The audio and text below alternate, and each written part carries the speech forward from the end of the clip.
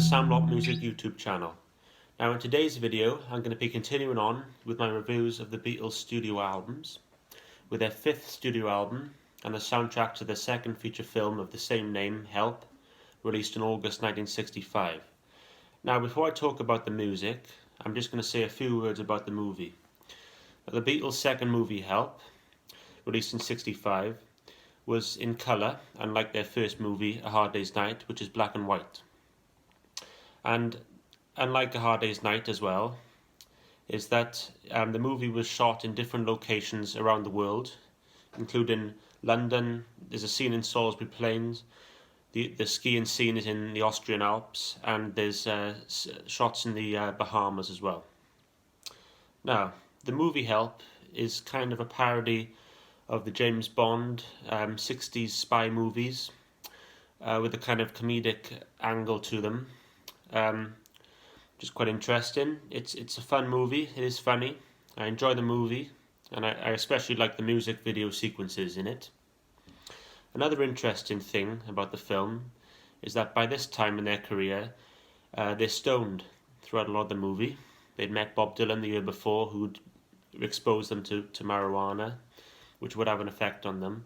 And they talked about it in the Beatles anthology documentary in the 90s, that they, being stoned throughout a lot of the movie, they couldn't manage to learn their scripts properly, which is quite funny in a way.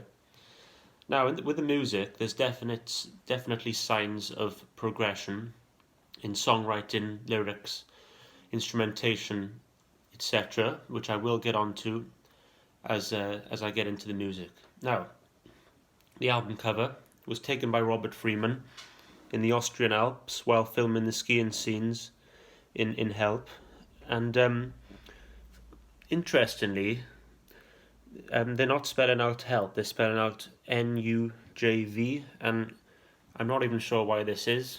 It's a mystery to me. Maybe someone could let me know. If they know, they could let me know in the comments section. I'd appreciate that. Now, getting on to the songs. We start off with the title song, Help, which is a brilliant way to open the album and the film, the opening credits of the film. I love John's raw vocals, with Paul and George's call and response style harmonies. When I was young, I never need, so on and so forth. I enjoy that. Now, John Lennon described this song as his first autobiographical song. He later said he was crying out for help in a 70s interview. It was about how he felt with fame and Beatlemania around this time. I think he described it as at his Fat Elvis period. He wasn't that happy in himself, and it comes across in this song. So his lyrics were getting more introspective on this song. And John didn't like the version recorded on. He didn't like the backing track recorded on this album. He said in the 1970 interview with Rolling Stone magazine that it was speeded up to try and sound commercial, which I don't agree with. I don't really have a problem with how it sounds, to be honest. But there's a version from 1970. John makes a demo of this on piano, and it's very nice, and it's quite rare, and I'll put a link below for that. So that's the title song, Help. So moving along to The Night Before, which is, I love this song. It's very underrated. It's a great up-tempo song. Paul sings it well. And interestingly, in the middle of this, there's a guitar solo which Paul and George play together, and they're both in 2 different octaves, which is what I read. And one's lower, and there's one higher octave, which is quite an interesting little fact there. Moving along to You've Gotta Hide Your Love Away, which is definitely inspired by Bob Dylan. John sings it in the Dylan-esque vocals, gruff-sounding voice. It shows the songwriting maturing as well. I really like the song. It's more of a mature love song, for the first time, really, I think. Next up is George's first song on this album. He has 2 songs, I Need You, which is not his best song lyrically. It's not the best song on the soundtrack side. By the way, the first side, Like a Hard Day's Night, is the soundtrack side of this album. Songs featured in the film, and it's brilliant. And the second side is songs which were not in the film. Okay, so I thought I'd just point that out before I carry on. So moving along to Another Girl, which is a pretty good song.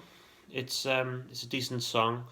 And I like my favourite part of the song is the middle eight, where the harmonies kind of ascend on the another girl who will love me till the end, through thick and thin, she will always be my friend. That bit, that's my awful singing attempt, but yeah, I like that bit of this song. Moving along to You're Gonna Lose That Girl, which I really like this song. This song gets underrated as well. John sings it well, and again there's a kind of a call and response from Paul and George. You're gonna lose that girl. And I like George's little guitar solo in the middle, his guitar break. It's pretty cool.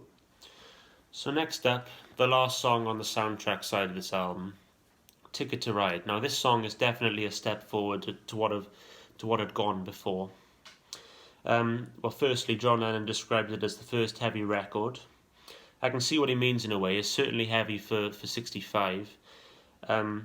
Compared to some of the other songs which are out. Ringo's drum pattern is interesting, and in the middle eight, it kind of goes into a different song. I don't know why she's riding so high. Should I think twice? Should I do right by me? Yeah, which is very interesting. The guitar riff, the Rickenbacker, kind of there's a drone on that for the first time, really, and yeah, it's a step forward. Definitely, it's different. So that's the end of side one. Moving along to side two with Act Naturally. Ringo's vocal moment on the album, which is not my favourite song. It's kind of a country style number. I'm not the biggest fan of country music, really. It's a Buck Owens cover. By the way, there's only 2 covers on this album, and it's the last time they would record cover songs. Yeah, Buck Owens sang it originally, and an interesting fact is that Ringo and Buck had a hit with this in 1988, later on. It's Only Love next, which is it's a decent song, but it's not the strongest song on the album. I don't think side 2 is as strong as the soundtrack side. The soundtrack side is excellent, really. So next up, the next 2 songs, You Like Me Too Much and Tell Me What You See, which are probably maybe my least favourite songs on the album. They're they're a bit formular in a way. They're decent songs still, but they're my least favourites probably. Next up we have I Have Just Seen a Face, which is a very nice folk acoustic song. Nice use of the acoustic guitar, and Paul sings the song. There's a nice melody, nice middle eight. Falling, yes I'm falling, and she keeps calling. See, I'm singing more in this review, you know. Next up, Yesterday, which, well, it's the most covered song in pop history. There's been over 3,000 covers. And there's not much to say about this song, which hasn't been said already. It is a beautiful song. It's maybe been played a lot over the years, but I can't deny it is a classic song. And Paul wrote this song in a dream. It came to him in a dream, the melody did. And he hawked it around a few friends, which he explained in the Beatles anthology documentary in the 90s.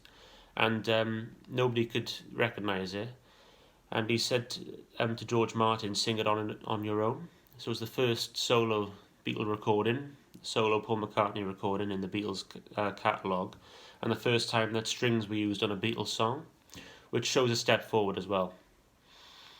And the last song on this album, Dizzy Miss Lizzy, which it's a cover of Larry Williams, a rock and roll cover, and I think there's not a lot of need in the song, to be honest. I think John does a pretty good job on the vocal, but it's not my favourite song. Maybe the album should have closed with Yesterday, to be honest. That would have been a more fitting closing song. And the guitar riff can get a bit annoying after a while on this song. However, overall, I enjoy this album.